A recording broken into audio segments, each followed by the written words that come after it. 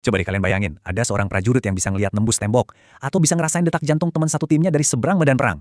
Kedengarannya kayak di film fiksi ilmiah ya. Tapi ini bukan lagi fiksi loh, ini adalah realitas baru di dunia peperangan, di mana setiap prajurit sekarang jadi bagian dari sebuah jaringan digital yang super besar. Nah, kutipan ini tuh pas banget buat nggambarin pergeseran besar yang lagi terjadi. Selama ini kan, kalau kita mikirin soal kekuatan militer, yang kebayang pasti perangkat kerasnya. Tank, senjata, peluru gitu kan. Tapi sekarang, keunggulan di medan perang itu nggak cuma diukur dari seberapa kuat alatnya, tapi juga seberapa kuat informasinya. Ini dia wujud prajurit masa depan. Jadi rompi anti peluru sama senapan serbu itu udah bukan satu-satunya andalan. Sekarang ada lapisan digital, data, sensor, konektivitas yang seolah jadi kulit kedua mereka.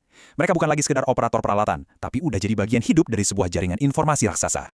Semua konsep revolusioner yang barusan kita bahas ini ada namanya sistem prajurit cerdas.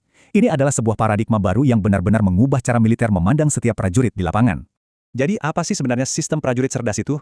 Gampangnya gini, anggap aja ini kayak ekosistem smart home, tapi buat di medan perang. Sama kayak lampu atau AC di rumah kalian yang bisa nyambung ke internet, sistem ini juga pakai teknologi yang namanya Internet of Things atau IoT, buat nyambungin semua perlengkapan prajurit ke satu jaringan data yang real time. Terus, gimana cara kerjanya? Prosesnya sebenarnya simple, tapi dampaknya luar biasa. Pertama, pengumpulan data. Semua perangkat, mulai dari helm pintar, sensor biometrik di baju, bahkan sol sepatu, semuanya non-stop ngumpulin informasi dari lingkungan sekitar dan dari tubuh si prajurit. Kedua, konektivitas IoT. Jaringan ini jadi semacam sistem saraf pusatnya, yang nyatuin semua data dari setiap perangkat tadi. Dan yang paling penting, langkah ketiga, prajurit menerima semua informasi yang udah diolah langsung di depan mata mereka. Oke, teknologinya emang kedengarannya canggih banget ya. Tapi gimana dampaknya buat manusia di baliknya? Nah, sekarang coba kita geser fokusnya. Bukan lagi soal gimana teknologinya bekerja, tapi soal apa artinya menjadi seorang prajurit yang sepenuhnya terhubung. Jadi, data apa aja sih yang sebenarnya dibagiin di jaringan ini? Informasi apa yang sebegitu pentingnya sampai bisa jadi penentu antara hidup dan mati di medan perang?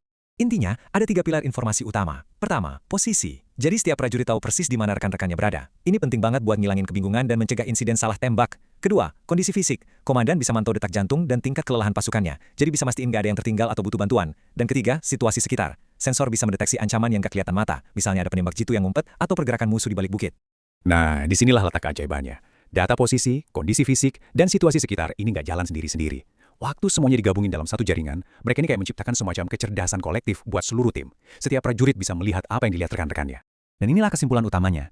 Prajurit itu udah bukan lagi sekedar orang yang menggunakan alat. Mereka telah menjadi bagian dari alat itu sendiri.